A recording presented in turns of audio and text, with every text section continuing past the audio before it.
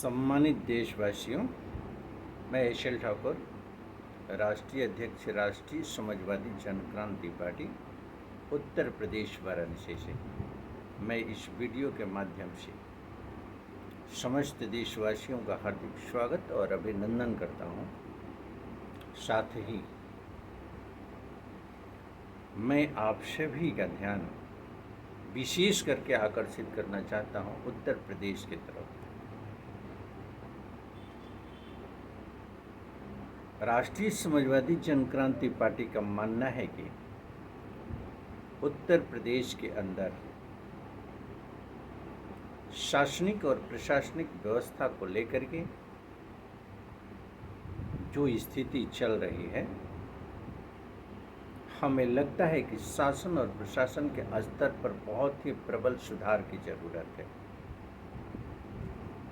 सबसे पहले मैं शासनिक और प्रशासनिक स्तर पर विशेष करके राष्ट्रीय समाजवादी जनक्रांति पार्टी के प्लेटफॉर्म से ये शिकायत करना चाहता हूं उन सक्षम अधिकारियों से जो पीठासीन अपने पद पर रहते हुए अगर किसी भी तरह के किसी आयोजन को लेकर के संबंधित अधिकारी को अगर एप्लीकेशन दिया जाता है या परमिशन के लिए आवेदन किया जाता है, बड़े ही अफसोस के साथ कहना पड़ता है कि परमिशन पर जो गंभीरता होनी चाहिए वो शासन और प्रशासन के स्तर पर नहीं होती। सबसे पहले तो संविधान द्वारा प्रदत्त शक्ति के अंतर्गत, जिसे हम मौलिक अधिकार के अंतर्गत यह प्रदत्त शक्ति मानते हैं कि अभिव्यक्ति की स्वतंत्रता, धरना प्रदर्शन की स्वतंत्रता, अपनी आवाज़ उठाने की स्वतंत्रता, अपने विचारों को प्रचारित और प्रसारित करने का ये स्वतंत्रता हमें संविधान द्वारा प्रदत्त है। इसे रोकने का अधिकार शासनिक और प्रशासनिक स्तर पर किसी को भी प्राप्त नहीं। रही बात लॉ एंड ऑर्डर के मेंटेनेंस को, लॉ एंड ऑर्डर को ध्यान में रखते हुए एक न जाने किन परिस्थितियों में व्यवस्था बनाई गई है। ये शासन स्तर की व्यवस्था है कि प्रशासन स्तर की व्यवस्था है, ये कहना बड़ी मुश्किल है, क्योंकि संवैधानिक निर्देशों के अंतर्गत प्राप्त मौलिक अधिकार का हनन करने हेतु संवैधानिक फंडामेंटल राइट के उल्लंघन के आधार पर न तो कोई शासनिक आदेश हो सकते हैं, न तो कोई प्रशासनिक आदेश हो सकते हैं। अगर लॉ एंड ऑर्डर के दृष्टिकोण से यह सिस्टम बनाया गया है उन सक्षम अधिकारियों द्वारा, जो कि जिले के स्तर पर सक्षम अधिकारी हैं, प्रदेश के स्तर पर सक्षम अधिकारी हैं, शासन में बैठा हुआ हमारा मुखिया शासन का व्यक्ति सक्षमता का परिचय देते हुए व्यवस्था को सुचारू ढंग से चलाने के लिए अगर शासन स्तर पर निर्देश जारी किया हो, प्रशासन स्तर पर निर्देश जारी किया हो, इसको लेकर के राष्ट्रीय समाजवादी जनक्रांति पार्टी को कोई इतराज नहीं है।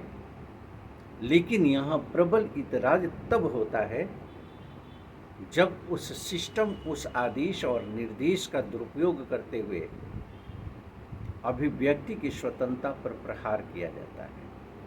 अनावश्यक रूप से धरना प्रदर्शन के लिए, जुलूस के लिए या किसी भी आयोजन के लिए दिए गए आवेदन पर गंभीरता से विचार नहीं किया जाता और उस परमिशन को इग्नोर कर दिया जाता है विदाउट रीजन। उसमें कहीं किसी तरह का कोई रीजन स्पष्ट नहीं किया जाता। जब आप आवेदन लेते हैं तो आवेदन की स्वीकृति भी आप द्वारा नहीं दी जाती है। यह बहुत ही गंभीर और चिंतनीय विषय है। आवेदन की स्वीकृति का न देना यह शो करता है कि कहीं न कहीं से आपके अपने लिए गए निर्णय या की गई कृत कार्रवाई में इफ एंड बट है। इसे इग्नोर नहीं किया जा सकता है। नहीं तो आवेदन की रिसीविंग आपको प्राप्त करनी चाहिए तत्पश्चात अगर परमिशन नहीं दिया जाता है तो उसके परमिशन के कारणों को स्पष्ट करते हुए प्रार्थी को सूचित करना चाहिए। लेकिन ये भी व्यवस्था आपके यहाँ नहीं है कि लिखित रूप से किए गए आवेदन के आधार पर लिए गए निर्णय की सूचना संबंधित आवेदनकारी को दिया जाए, आवेदनकर्ता को दिया जाए। ये शासन और प्रशासन स्तर की बहुत ही जबरदस्त ये त्रुटि है। अब हम आगे आते हैं। समाज के अंदर विभिन्नताएं हैं, समाज के अंदर तमाम तरीके के वादरेशन हैं, जाति के आधार पर, धर्म के आधार पर, क्षेत्रवाद के आधार पर, भाषा के आधार पर। सरकार द्वारा बनाई गई नीतियों के आधार पर, कहीं नीतियां सरकार समझती है कि बेटरमेंट के लिए है, लेकिन अगर जनता के इंटरेस्ट में पॉलिटिकल पार्टी के लोग नहीं समझते, सामाजिक संगठन के लोग नहीं समझते, प्रदेश और देश का नागरिक अगर उसे उचित नहीं समझता, तो एक नागरिक से लेकर के सामाजिक संगठन, राजनीतिक संगठन को यह अधिकार है कि असहमति आंदोलन करे, असहमति जताते हुए धरना प्रदर्शन और जुलूस का आयोजन करे। लेकिन इस जुलूस के आयोजन में कहीं से भी न्यूसेंस क्रिएट नहीं होना चाहिए। इसकी जिम्मेदारी पूरी तरह से मुस्तैदी के साथ शासन और प्रशासन की होनी चाहिए और आयोजक मंडल को सहयोग करना चाहिए। मैं कभी भी राष्ट्रीय समाजवादी जनक्रांति पार्टी के बैनर के तहत यह नहीं कहता कि आंदोलन के दौरान किसी भी तरीके की न्यूसेंस की अधिकार किसी को भी प्राप्त है। न्यूसेंस नहीं होना चाहिए। प्रथम इसकी जिम्मेदारी शासन और प्रशासन स्तर की होती है और साथ में सहयोग आयोजक मंडल का होता है। रही असहमति आंदोलन की, रही विरोध प्रदर्शन की बात, अगर किसी भी बात को लेकर के इतराज है आपको व्यक्तिगत रूप से, आपको अपने राजनीतिक संगठन के रूप में, आपको सामाजिक संगठन के बैनर के तहत आप विरोध प्रदर्शन करें, संविधान के दायरे में, लॉ एंड ऑर्डर के दायरे में। संविधान और कानून को इग्नोर करने का कहीं किसी को अधिकार प्राप्त नहीं है। कारण कि राष्ट्रीय समाजवादी जनक्रांति पार्टी सभी राजनैतिक दल के नेतृत्व करने वाले लोगों से यह अपील करती है कि पूरी शालीनता के साथ लोकतांत्रिक प्रक्रिया के अंतर्गत असहमति आंदोलन होना चाहिए, सड़कें वीरानी नहीं होनी चाहिए, संघर्ष होना चाहिए।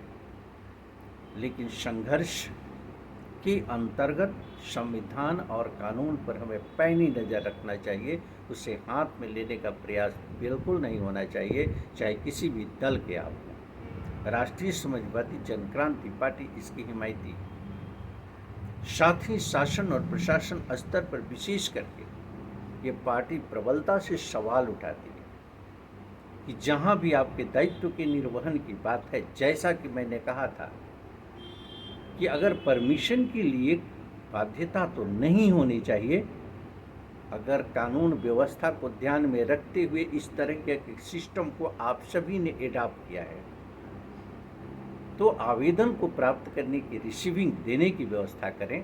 और साथ में परमिशन अगर नहीं दिया जाता है तो किन परिस्थितियों में नहीं दिया जाता है, इसकी सूचना भी उस व्यक्ति को देने का आप पूरी व्यवस्था करें जो कि आवेदन करता है परमिशन के लिए।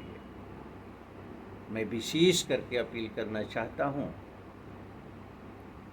उत्तर प्रदेश के अंदर रहने वाले समस्त नागरिकों से, आज काल समय परिस्थितियों को ध्यान में रखते हुए हमें पुरानी अपनी चर्चाएं, पुरानी व्यवस्था को दरकिनारे करना पड़ेगा।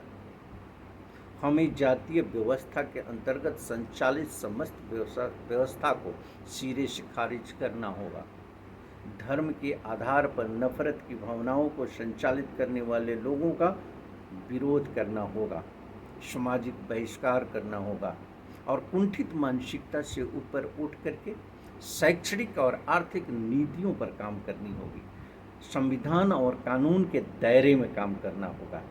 और सत्य के रास्ते पर चलते हुए नैतिकता से ओतप्रोत नेतृत्व का प्रदर्शन करना होगा, जिससे कि स्वच्छ छवि की राजनीति समाज के अंदर स्थापित हो सके। राष्ट्रीय समाजवादी जनक्रांति पार्टी समस्त नागरिकों से यह अपील करती है कि आप पूरी शक्ति के साथ ऐसे लोगों को प्रमोट करें, चाहे वो ग्राम सभा के स्तर पर हो, चाहे वार्ड के स्तर पर हो, चाहे विधानसभा या लोकसभा के स्तर पर हो, चाहे वो बड़े दल के लीडर के रूप में हो, छोटे दल के लीडर के रूप में हो, निर्दल प्रत्याशी के रूप में आपके बीच चुनाव लड़ने आते हों। नैतिकता से ओतप्रोत व्यक्ति, सत्य के रास्ते पर चलने वाला, संविधान और कानून की बात करने वाला, विकास के मुद्दे पर शैक्षणिक और आर्थिक नीतियों पर बात करने वाले, सत्य को सत्य कहने वाले व्यक्ति को समर्थन देना आरंभ करें।